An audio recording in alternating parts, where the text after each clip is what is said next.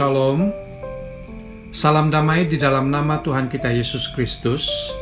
Bertemu lagi di kesempatan ini. Dimanapun saudara berada dan apapun yang saudara akan lakukan di sepanjang hari ini, kiranya berkat pimpinan dan perlindungan dari Tuhan akan terus menyertai saudara semua. Mari kita berdoa sebelum merenungkan firman Tuhan. Tuhan, ini kami merendahkan diri di hadapan-Mu untuk mensyukuri hidup yang sudah Engkau anugerahkan kepada kami. Kiranya kesempatan ini kami gunakan dengan sebaiknya untuk mempermuliakan nama-Mu. Kami akan merenungkan firman-Mu Tuhan, bersabdalah, nyatakan isi hati-Mu pada kami, agar dapat menerangi setiap langkah kami sesuai dengan kebenaran-Mu. Siapkan hati kami Tuhan, di dalam nama-Mu kami berdoa. Amin. Renungan pada hari ini adalah tentang ujian kelayakan.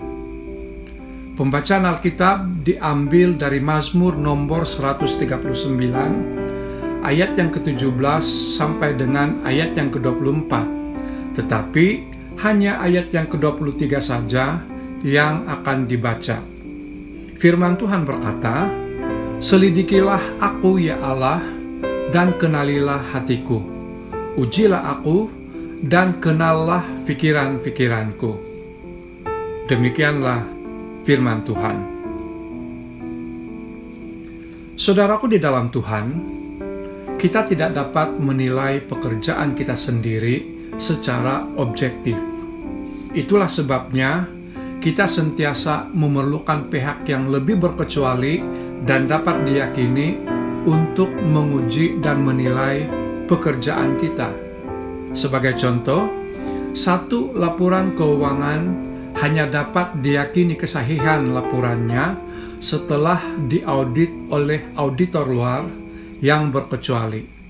Contoh yang lain adalah untuk memberikan jaminan kepada pengguna bahwa produk yang disahkan telah mematuhi standar yang telah ditetapkan dan layak untuk digunakan, maka ianya akan diuji dan dinilai terlebih dahulu oleh SIRIM sebelum barangan tersebut diberikan kelayakan persijilan sebelum dipasarkan. Disinilah quality dan integriti orang yang bertugas sebagai penguji sangat menentukan apakah hasil pengujiannya itu boleh diyakini atau sebaliknya.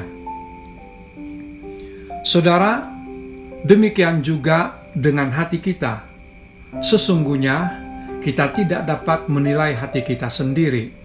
Kita mungkin berpendapat bahwa apa yang kita lakukan selama ini disertai dengan motivasi yang benar.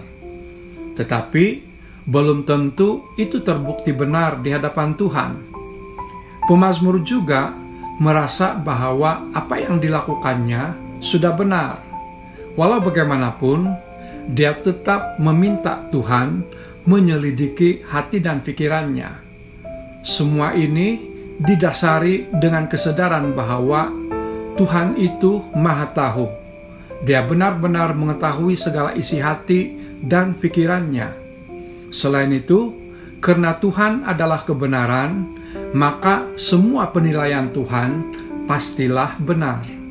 Selanjutnya, pemazmur juga menunjukkan hati yang benar-benar mau diajar dan dipimpin ke jalan yang benar.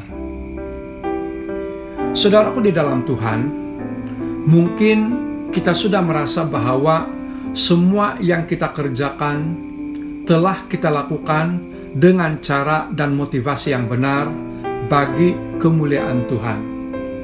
Namun, ada kalanya kita tidak menyadari bahwa motivasi kita secara perlahan-lahan mulai berubah daripada yang asal. Maka di titik inilah kita perlu lebih terbuka di hadapan Tuhan. Dalam arti kata yang lain, mintalah Tuhan melihat hati kita yang terdalam, dan ketika menyadari bahwa kita berada di tahap ini, apapun yang Tuhan bukakan dalam hidup kita, sama ada melalui suara firman-Nya atau melalui orang tertentu yang dipilihnya untuk menegur kita, biarlah kita memiliki hati yang mau ditegur dan mau dipimpin ke jalan yang benar olehnya. Saudara, agar dapat hidup lebih berkenan lagi di hadapan Tuhan, maka kita harus selalu terbuka untuk diuji dan dipimpin oleh Tuhan. Kiranya diberkati, marilah kita berdoa.